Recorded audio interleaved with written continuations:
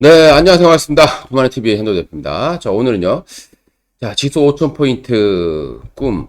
자, 참 멀리 도망가고 있는 상황이 되겠습니다. 완전 개인 투자가 분들이 정말 완전히 농락당하는, 자, 이런 현상들이 발생했습니다. 자, 이게 왜 농락당했냐? 이 말을 한번 보도록 하겠습니다. 자, 지수 5,000포인트라는 얘기를 했어요. 자, 지수 5,000포인트를 가기 위해서 기업들에게 배당을 확대할 수 있는 정책. 그 다음에 뭐 자사주 소각이라던가, 뭐 이런 카드를 많이 냈단 말이죠. 자, 물론 자사주 소각 같은 경우도 원래는 이제 빠른 시일 내에 소각을 해야 효과가 있는데, 이게 이제 뭐 3년 정도로 생각하고 있다는 겁니다. 자, 그러면 이제 큰 의미가 없다라고 봐야 되겠죠. 자, 그러면 지수 5,000포인트를 가기 위해서 우리나라가 필요한 부분들, 경제성장을 해야 됩니다. 자, 경제성장을 하려면, 우리 기업들의 실적이 좋아야 되겠죠. 그러니까 주가가 올라갈 수 있는 방법은 두 가지밖에 없습니다. 기업들의 실적이 좋아지거나, 아니면 그동안에 저평가되어 있던 기업들을 끌어올리면서 또는 시중에 유동성이 유입되면서 매수가 유입되면서 지수가 올라가는 것. 이런 방법이 없는 거죠. 자, 그런데 일단 우리나라 현재 경제 상황, 자, 관세, 자, 이 이후에 물론 뭐 관세를 15% 정도로 뭐 낮췄다라고 볼 수는 있겠습니다만은 우리가 이제 줘야 될 돈이 굉장히 많아지는 상황이 되는 거죠. 자, 지수가 5,000포인트를 하기 위해서 필요한 내용들인데 이대로는 절대 불가능합니다. 자, 일단 배당소득세 분리과세 최대 35%. 이게 무슨 내용이냐? 자, 우리가 이제 보세요. 배당소득세 분리과세라는 이유는 우리가 그 대주주들 뭐 증여를 한다거나 배당을 늘려야 되는 거죠. 늘리려면 늘렸을 때 배당세가 많이 늘어나겠죠. 자, 근데 이거를 우리가 이제 늘리지 않고 있을 때 50%, 과거 이제 50%, 최대 거의 49.7%니까요. 거의 50% 정도를 내야 되는 상황이었죠. 근데 이걸 만약에 25%로 낮춰준다라고 하면, 쉽게 해서 27% 정도를 내면서, 마무리가 되겠죠. 그러면 배당을 확대할 수 있습니다. 유인 정책이 되는 거죠. 자, 그런데 35%? 자, 그러면 35%면 10%도 하면 37.5% 되겠고, 38.5% 되겠죠. 자, 그러면 겨우 10% 정도, 예, 이전 수치보다 겨우 한 10% 정도 낮은 수치이기 때문에 이것 때문에 배당을 기업들이 할 이유가 없다라는 거예요. 자, 그렇기 때문에 이거 자체도 지금 잘못돼 있다. 안 하려면 아예 안 하고 하려면 분리과세를 25% 정도로 내려줘야 된다라고 보시면 되겠고요. 자, 그 다음에 이제 거래세가 인상이 됐어요. 자, 이게 지금 중요한 내용입니다. 별거 아닌 것 같지만 거래세를 인상을 했다. 거기에다 양도세 기준 10억으로 했다. 이건 어떻게 됩니까? 거의 이중과세예요. 한때 우리가 이중과세 이슈가 있어서 대주주 이 기준을 내리면서 거래세를 낮춰줬던 겁니다. 거의 뭐 이제 앞으로 거래세를 내지 않겠다라고 했는데 이걸 이제 다시 뒤로 후퇴를 하게 되면서 이걸 없앴었죠. 그래서 50억 이상으로 만들어놨는데 이걸 다시 10억으로 맞추면서 거래세까지 인상을 했다. 이건 이중과세가 되는 거죠.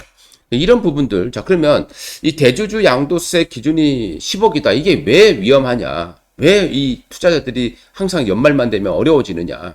변동성이 확대됩니다. 자, 미국은 좀 덜합니다. 자, 운율 보죠.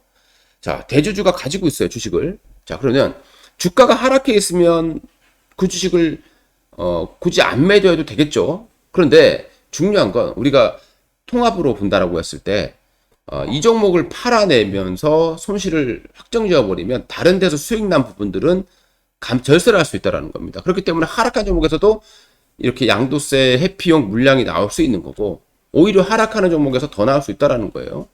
자, 그렇기 때문에 이 양도세 기준 10억이라고 하는 부분들은 가장 큰 악재가 되는 거죠. 그러니까 주식시장으로 들어올 돈을 아예 그냥 원천 차단해 버리는, 자, 이런 상황이 되는 겁니다. 자, 여기다가 기업들이 돈을 벌어야 지수가 올라가죠. 자, 그런데 법인세, 물론 1%지만 법인세를 오히려 내려야 되는 상황이지만 올리면서, 자, 올리게 되면 기업들의 수익이 그만큼 줄어들겠죠. 뭐 1%라고 하더라도 그게 이제 꽤 큰 비중을 차지하게 됩니다. 그러면 이런 것 자체가 지수를 끌어올리는 내용이 아니라 전부 다 지수를 끌어내리는 내용이에요.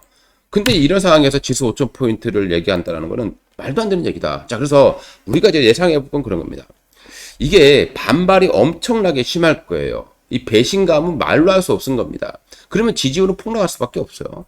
그럼 지지율을 생각한다라고 했을 때는 이런 반발에 시돌려서 결국에는 이런 부분들을 다시 완화하거나 또 재추진할, 그러니까 그러니까 다시 좀 재조정할 가능성도 충분히 있다라고 판단을 합니다. 자, 그래서 우리가 이제 시장이 어느 정도 폭락을 하게 돼. 이런 이슈로서 이제 폭락을 하고 있지 않습니까? 어느 정도 폭락을 하겠지만, 시장이 지금 쭉 내려왔다가 뭐 대략 뭐 3,000포인트 근처로 온다거나 뭐 이랬을 때는 또 분명히, 그런, 그 압박에 의해서 조금 바뀔 수도 있다. 그 바뀔 수 있는 트리거, 그 지수 라인들은 3,000이 깨져야 되지 않느냐는 겁니다. 그래야, 아차 하지 않겠느냐 생각이 되고요. 요즘에 보니까 양도세 10억 이거 폐지해라. 요거 이제 청원이 지금 급증하고 있는 걸로 보여요. 여러분들 이제 같이 그런데 가셔서 투자자라면 이걸 막아야 되겠죠. 꼭 청원들 해주시기 바라겠습니다. 지금 현재 우리가 기대했던 것과 너무나 반대로 지금 시장이 움직이다 보니까 그동안에 올랐던 그런 지주사들 그리고 가치주들 지금 폭락을 하고 있는 상황이죠. 대표적인 종목들이 뭐 풍산이라든가 홀딩스, 자, 그 다음에 이제 금융지주사들, 이런 기업들, 또 증권주들 많이 올랐었잖아요. 그러니까 이런 종목들이 이제 대거 차익 실현 매물이 쏟아질 가능성이 높다. 자, 이런 시장이 오고 나서 기회가 또 올 수도 있어요. 이게 왜 기회가 오느냐? 항상 시장은 똑같습니다. 이렇게 이제 크게 지수가 올라왔다가 그때는 거의 대형주 위주로 올라와요. 자, 그러다가 이제 한번 폭락이 나올 때 어떻게 됩니까? 다 같이 폭락을 해요. 자, 그러다가 이제 다시 시장이 조금 안정을 찾기 시작하면 이전과 다르게 또 약간 중소형주급 들어 덩치가 좀 한 단계 낮은 쪽으로 자금이 들어올 수 있다라는 거 좀 미리 예측을 하시고 여러분들 대응해 주시면 감사하겠습니다. 이상 한동 대표였습니다. 감사합니다.